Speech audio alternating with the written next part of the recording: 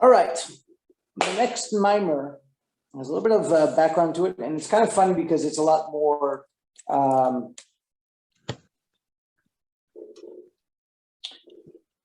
I think to some degree personable for many of us. I always tried to find mimarim that are relatable and understandable. They're obviously taking very deep ideas and trying to apply them. But this one has a very, very practical aspect. It's not just talking about the spiritual ideas, it's talking about relationships.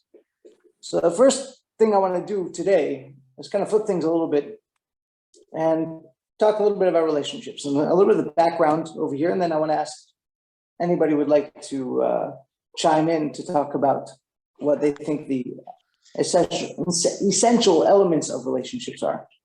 The background of this mimer is this mimer was said by the previous Lubavitcher Rebbe at our Rebbe's wedding. So there are actually several mimarim that were said over the celebrations, but this one was at the actual Kabbalat Panim, so immediately prior to the chuppah. And as a result, it has a lot of personal meaning for many of us. And the Rebbe spoke about his wedding as the day that connected me to you and you to me. And so therefore it's not just anybody's anniversary, it's a very special date. Later, we're going to learn the Rebbe's analysis of this mimer as well. But in Chabad custom, brides and grooms actually study this, or specifically grooms, because it was very, very much focused on the groom's responsibility. And they study this, and many times they'll either repeat this mimer at Chabad weddings, or they'll repeat the Rebbe's explanation of this mimer at the wedding. So that's just a little bit of the background. The Rebbe's wedding was a very, very extravagant affair in Warsaw. It was not just even though the previous Rebbe had two other daughters and their weddings were beautiful themselves, but the Rebbe's was particularly central there. The rabbis who were invited in parts of the experience were of some of the most well-known names in the rabbinic world, and it was done in the study hall of the yeshiva, and there are also all sorts of other interesting details, and that's not the point to go over to here. But this mimer is like I said, it's the focus is pretty straightforward. It's very relatable. And like I said, it has to do with relationships. So before we go any further, I'd like to ask if anybody would like to give your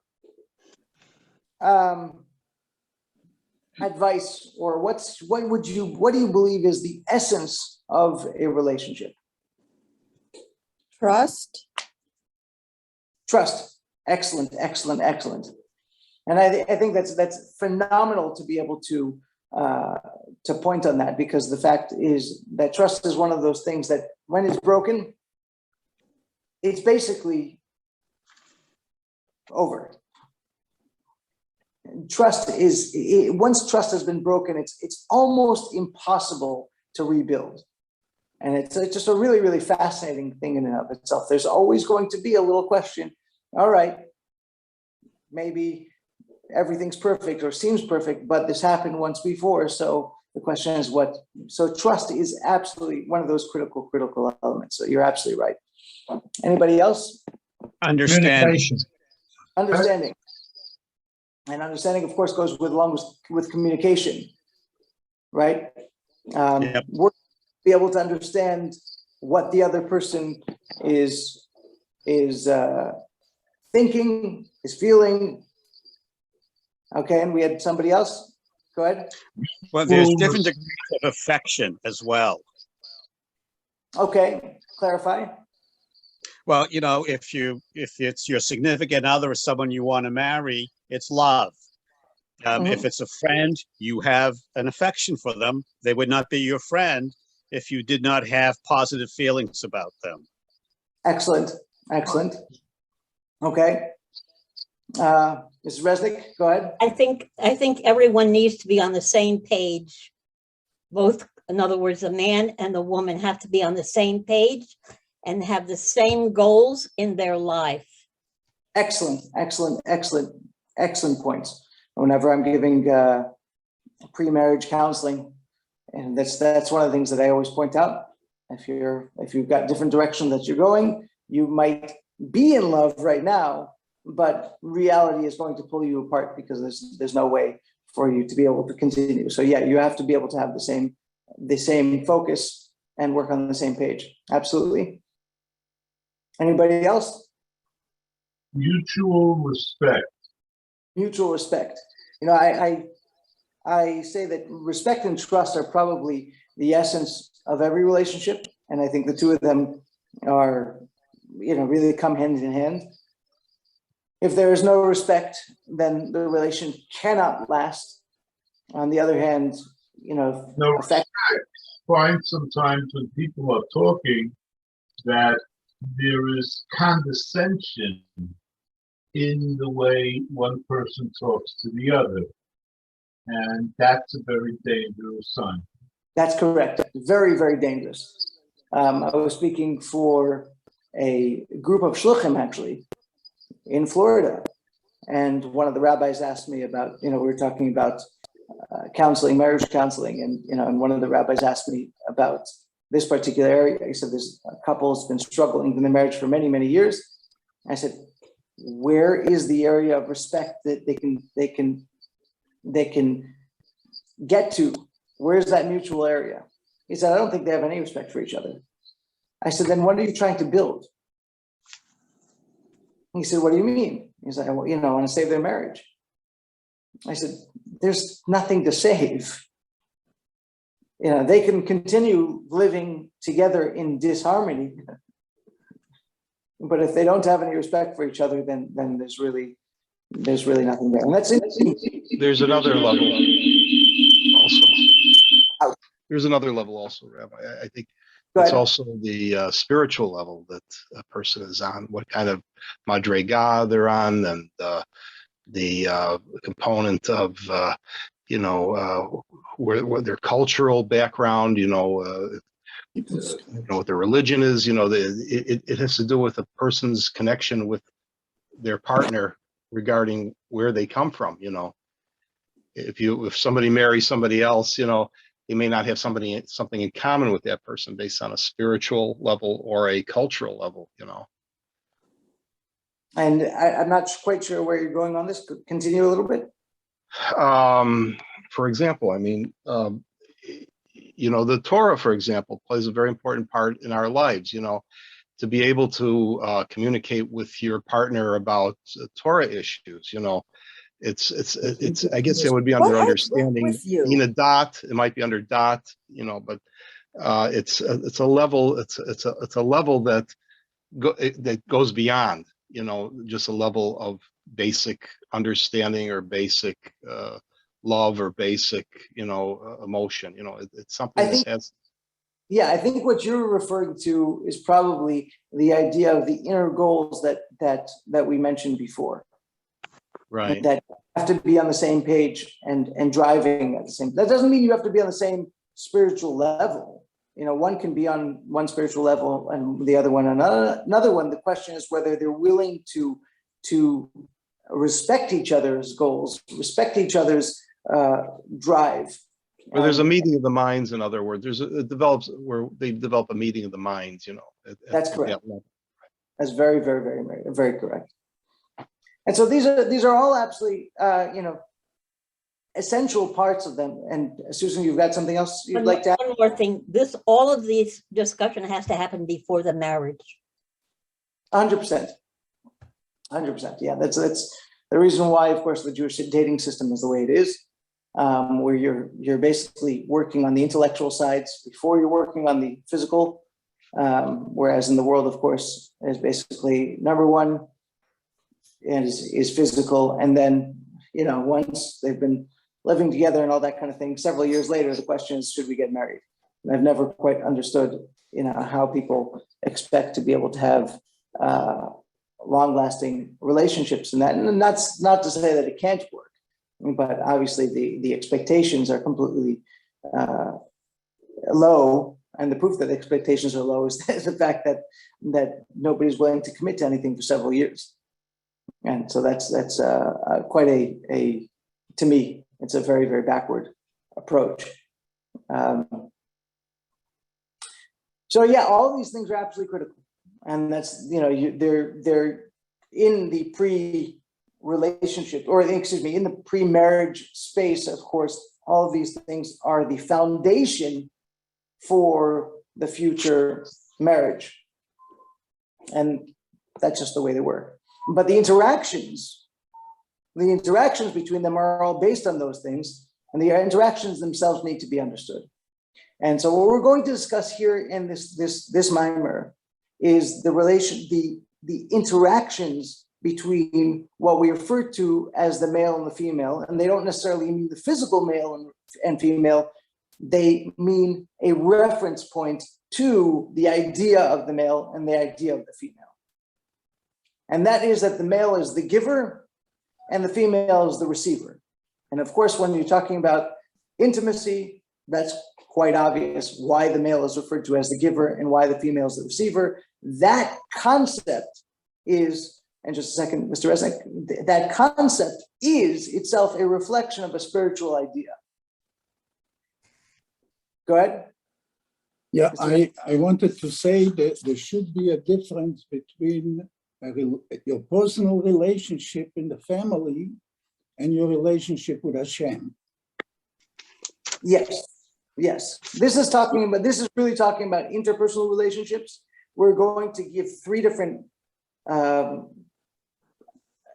examples. And the three examples are, of course, husband and wife, which we're going to refer to as bride and groom. And then we're going to be talking about parents and children. And we're going to also be speaking about teachers and students. Right, and you have to pick which one is the top priority, second, third, and so forth. Right, but here we're looking at the concepts, and so what concepts are applicable in each and every one of them. And that's going to be something that's applicable to ourselves as well. But there's idea that when in a relationship, there's a point where there's a giver, and then there's idea reflection on creation itself. Creation itself, of course, comes from God. The reason why we refer to as God most of the time as the male is not because God is male. God, of course, does not have any physical properties. But the reason why we refer to God as He is because of the fact that God is the giver and we receive. And so that puts us, all of us, in the female area. Now, we get to point out, it's not just a one-way road. Of course, Abel, why don't you mute yourself? He receives is much greater than what the male does when he gives. And that idea is going to be reflected here as well.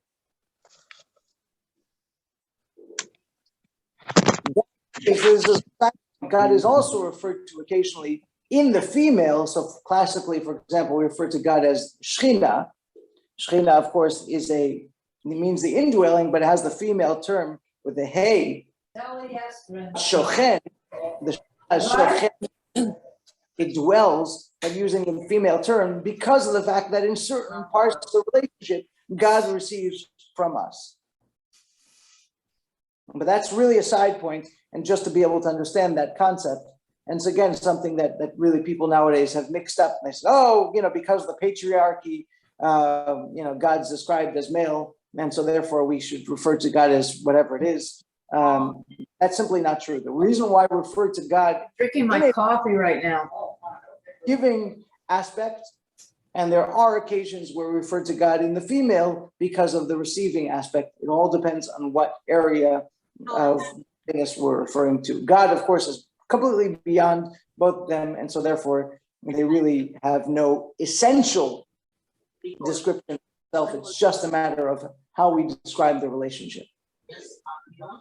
Okay, Rabbi.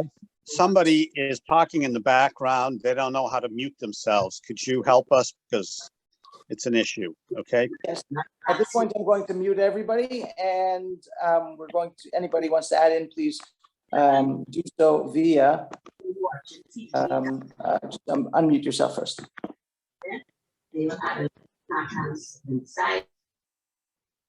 All right. So the opening verse is not really a verse in this particular mimer. It's the famous Lecha Dodi Likrat Kala Pnei Shabbat Nekabla.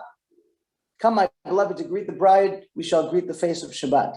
And so Lecha Dodi, of course, was composed, it was a poem composed by Rabbi Shlomo Alkabetz, a Kabbalistic scholar who lived in Sfat in the 1500s. Tragically, he was actually killed by a local Arab at some point. There's an interesting story behind that. He was killed, and a date palm, a fig tree grew over his grave. Nobody knew exactly where he was buried at that point. And then, but those figs were unusually large, and the murderer decided to give some of these figs to the local governor. The governor was very excited about these figs, and he ate them. He said they taste like blood.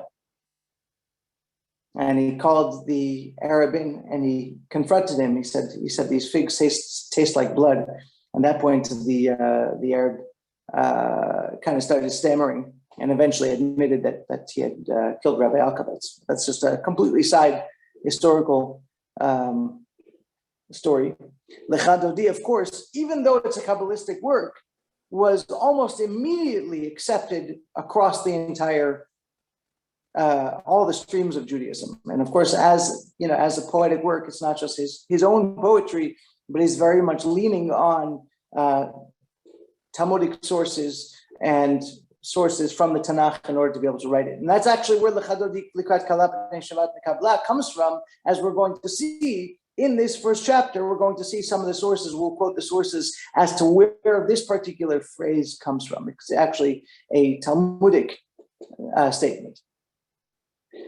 So in Talmudic texts, Shabbat is referred to as both a bride as well as a queen, which denotes significant relevance between them.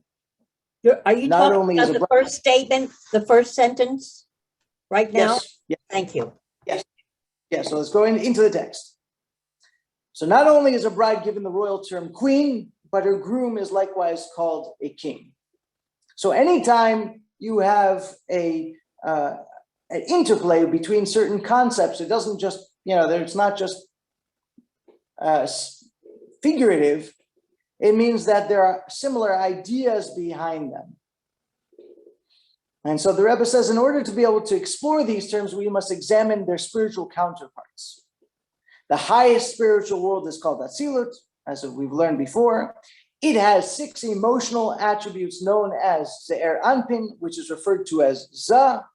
And these 6 attributes of Atzilus are called king, while the lowest attribute of Atzilus is called Malchus, that's referred to as the queen.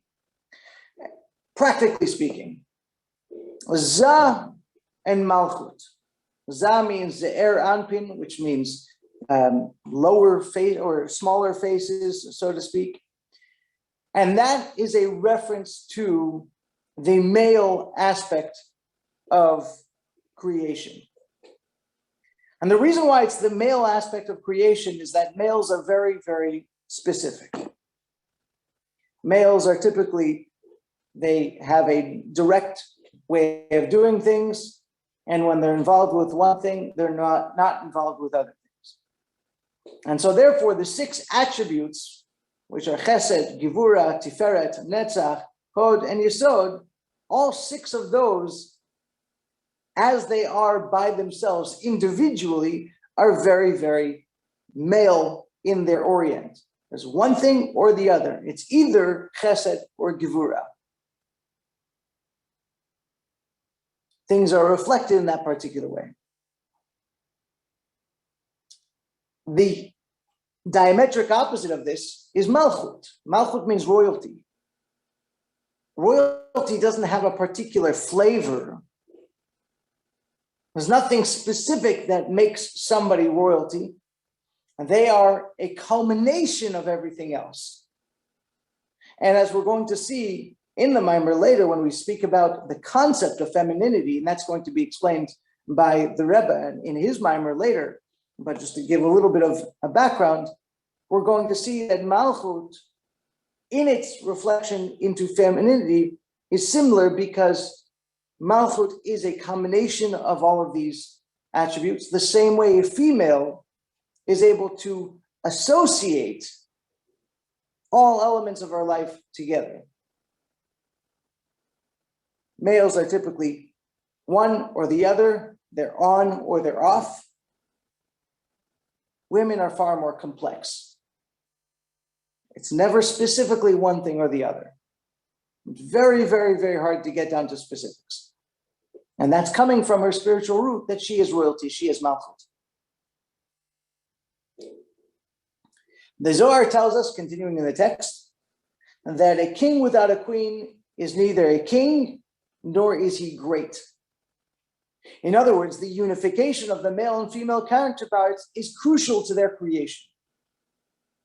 After all, the Torah not only records the creation of the male and female, but adds, and God blessed them, Vayivarech otam, indicating that blessings are reached specifically when male and female are united. There is meant to be a unification of the two of them, and obviously there's a physical aspect of this unification, as well as the emotional, intellectual, and spiritual things that every single one of you have added into the class. All of those things are correct. There's meant to be those unification of these ideas. Even though the male is coming from a very different world than the female is, there's an understanding that the two of them have to find unification, have to find that commonality, create that spirit, that common space, and that's what is itself that brings about the Vayivarech otam, that they are blessed together in their space of togetherness is how they are blessed. So the Rebbe continues, the unification of male and female through marriage reflects the unification above. It's interesting. We say every single day in Shacharit, L'shem Yichud Kudsha Brichu U'Shechinte, that we are making, and some people actually say this Kabbalistic term every single time they do a mitzvah. This is for the purpose of the unification of the Holy One with his Shekhinah. And that's referring to this element of unification with God in his world in such a way of a complete whole unity that we do every single time we do a mitzvah.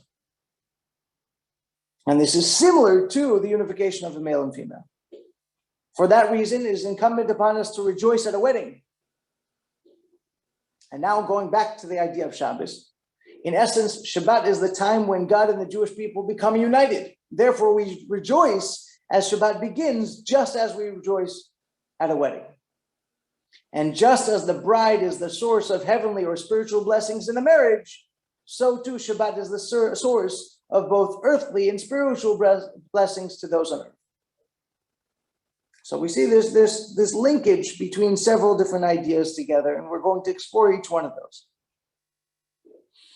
And now we go back to the opening text. We see the link between a bride and Shabbat and several stories recounted by the Talmud. And here are some of the stories. Rabbi Chanina would dress in finery and say, "Let us go to greet the Shabbat queen." And again, here's where we see the origin of the text here. He would say, "Lechu v'neitzeh likrat Shabbat hamalka." Rabbi Yanai would likewise put on special holiday clothing and would say, "Boi kala, welcome queen, welcome queen." Again, you remember that, of course, from the end of Lecha Dodi.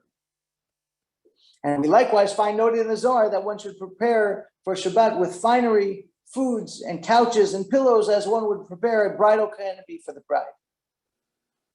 And so we see, once again, that these ideas are intertwined. Just as Shabbat is the source of blessing, so too is the joy of the wedding and greeting the bride and groom a source of blessing. And so just from a very simplistic element, the Rebbe is here describing the purpose of the marriage, the purpose of the wedding ceremony, and the extravagance to which we put at it. And I'm not saying that people should go way over the top, but of course, a wedding is meant to be a beautiful event. And it's not just to show off. It's not at all to show off. It's because the joy in a wedding is one of the deepest of experiences in life. And that's not true just physically, but that's true spiritually as well. Because this unity, this idea of the uniting of the male and female, of the giver and receiver, is something that is of tremendous, tremendous ramification and tremendous joy in our world as well as spiritually. And Shabbat is the other side of it. The wedding, of course, is what we see in our world, and Shabbat is basically a wedding every single week. So the previous Rebbe continues, and he says that the analogy of the king, queen, and bride and groom can be extended, and of course Shabbat in the week as well, can be extended to include that of God, the ultimate king, and the Jewish people, who are God's bride and queen. The verse states, over all the glory shall hang a chuppah, a canopy. And the term glory is preceded by the plural term all. And this includes both the glory of the bride and the glory of the groom.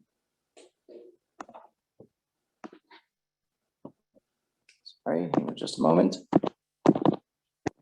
There we go.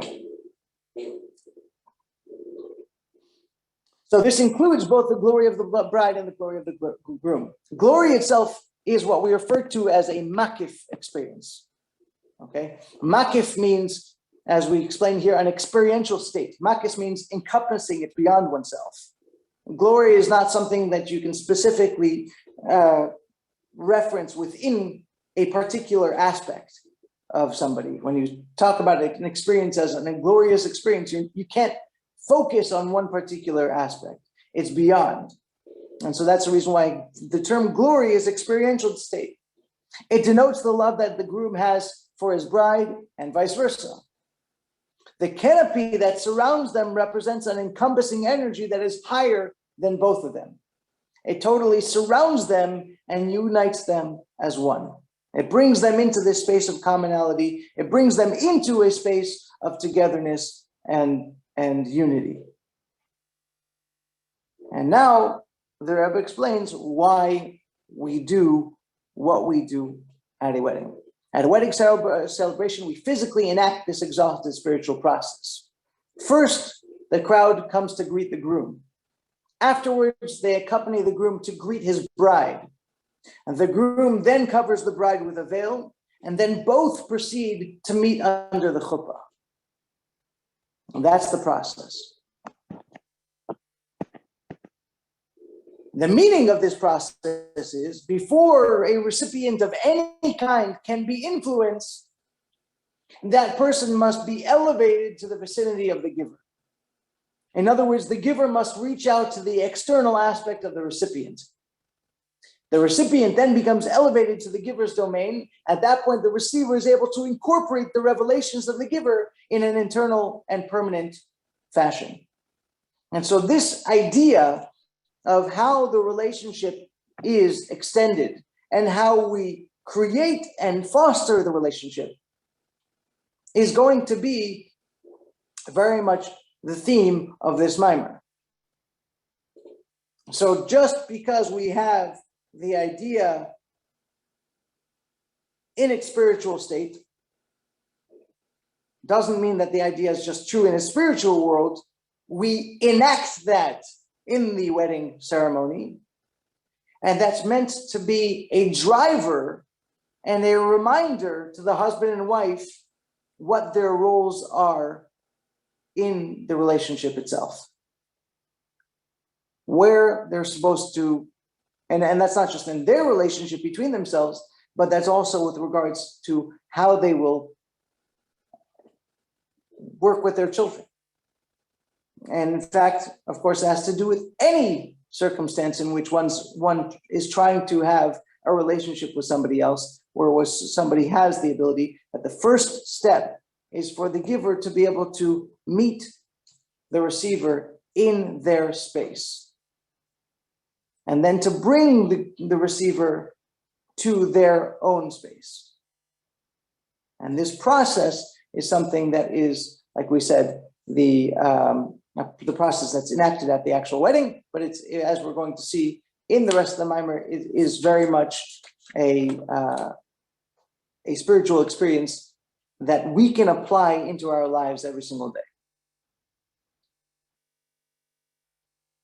Any thoughts before I hand over the mic to Rabbi Smith?